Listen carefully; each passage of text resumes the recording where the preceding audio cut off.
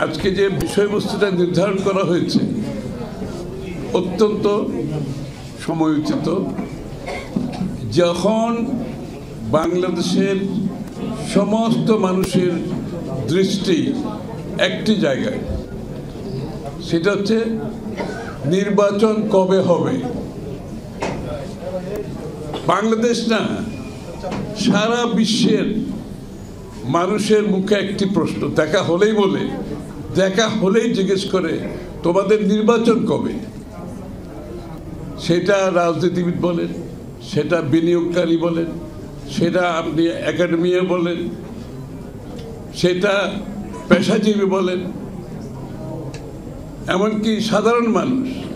কারণ একটি দেশের 14-15 মাস চলছে কোনো নির্বাচিত সরকার ছাড়া।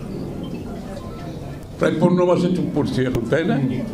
নির্বাচিত সরকার ছাড়া একটি দেশ চলছে 15 মাস। আপনি চিন্তা করেন, একটি অনির্বাচিত সরকারের অধীনে 15 মাস যখন একটি দেশ চলে, সেখানে কারো কোনো জবাবদিহিতা থাকে না।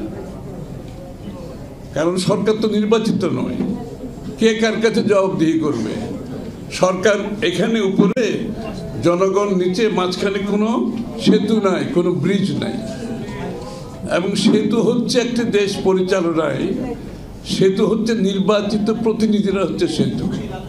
তারা জনগণকে রিপ্রেজেন্ট করে সরকারের মধ্যে। যেহেতু সেটা নাই, আজকের বাংলাদেশে আপনি লক্ষ্য করবেন প্রতিটি জায়গায় কোনো জবাবদিহিতা নাই। আইন শৃঙ্খলা বাহিনীর মধ্যে কোনো জবাবদিহি নাই, সরকারি কর্মকর্তা কর্মচারীদের মধ্যে কোনো জবাবদিহিতা নাই, আপনি বিশ্ববিদ্যালয় শিক্ষাঙ্গনে কোনো জবাবদিহিতা নাই।